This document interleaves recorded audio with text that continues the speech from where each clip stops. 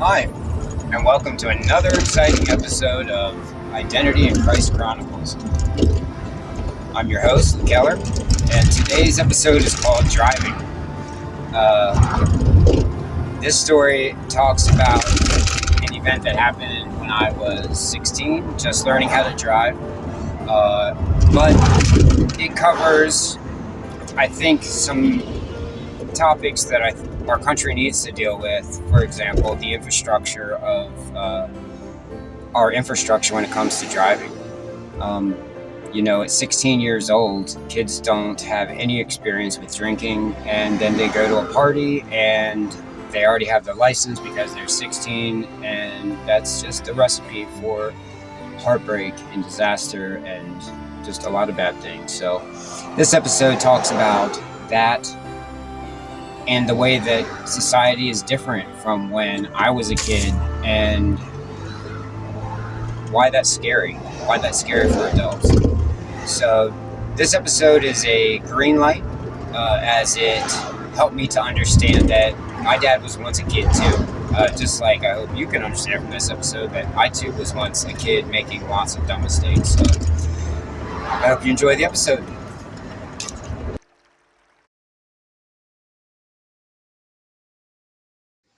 Driving. So as I've explained in previous stories, my first car was a Dodge Daytona. And I mistook it for a race car in my first few years of driving. When I was 16, you could get your hands on a permit on your birthday. And 1 month later, you could take your driver's license test. I'm convinced the system here in the US is fundamentally flawed for a few simple reasons. Our colorful history with alcohol has pushed the drinking age to 21, which is clearly a problem. Oh, not clear yet? Okay, well. Now, in Germany, for example, children, if accompanied by parents, can drink at the age or at any age, giving them the experience with being intoxicated and the behaviors that accompany being intoxicated before they get behind the wheel of a car.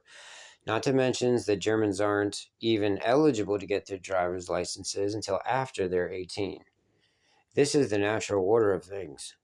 Kids get experience with how to handle themselves under the influence before they get behind the wheel, which, by the way, is extremely expensive in order to obtain that license in Europe.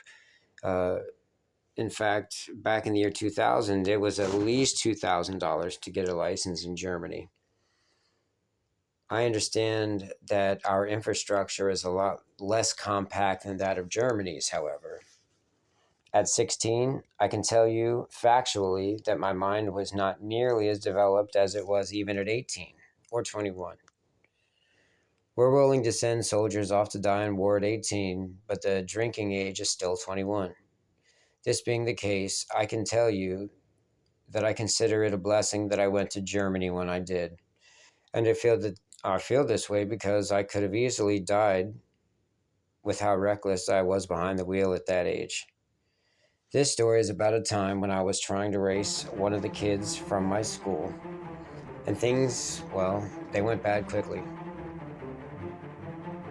So a Dodge Daytona isn't really that fast, I'll admit. But it does have the racing look to it. My friend Jay, he had a VW Jetta. We weren't even intending to race that day, but we did.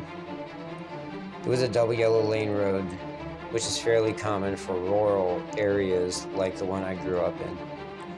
I can't tell you what the speed was when I crested a hill neck and neck with Jay, but I can tell you I felt panic grip me as I saw a school bus no more than a few hundred feet parked at the bottom of the hill, letting children off. I immediately locked up my brakes as the smell of burning rubber began to fill the cabin of my vehicle. It didn't stay straight, the car that is.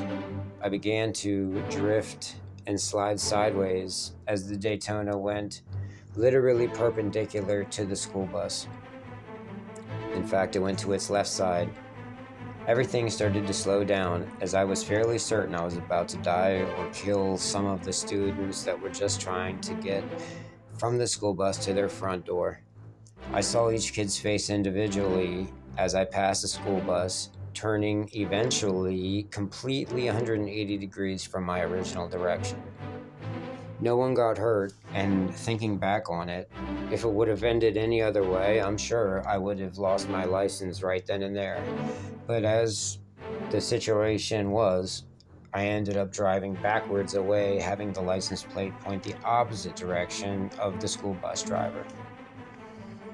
Everything on my car was fine, except all four tires had been worn to a point where every revolution made a thudding sound. I don't know what gets into a kid's head when they try to lie to a parent. Somehow, I thought despite the fact that my dad was a car guy, he would buy my excuse and or not notice I had gotten flat spots on all the tires. Wrong. I was too old to spank at this point, but too immature to be behind the wheel of a car. The thing I feel that evades the minds of youth in general would be the simple fact that our parents were once kids themselves, fully capable of the same acts of stupidity. It's funny. My mom told me at a formative age that my father's spiritual gift was discernment of spirit, which is the ability to read people. He sold hundreds of used cars over the years and had so much experience at telling whether or not someone was serious about buying. Not to mention, he was a kid himself once, and kids do unwise things. I use the term unwise instead of foolish because wisdom is a result of experience. Clearly, it was unwise of me to assume my dad was too dense to understand I had narrowly escaped death that day.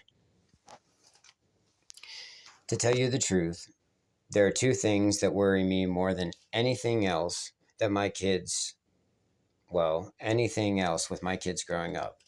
The first is that drugs are so dangerous and potent nowadays, and the other is that thought of my kids driving. The common egotistical answer I gave myself was, oh, my reaction times were way too fast. It won't happen to me. Oh, my reaction times are too fast. It won't happen to me.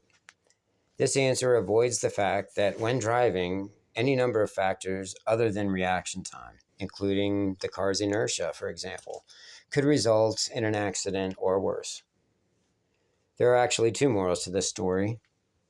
The first is that pulling the wool over a parent's eyes is like pulling it over your own face first and then blindly attempting to replicate the process without eyes on mom or dad. The second is that racing looks cool on TV or in the movies, but in real life, it could cost you a real life.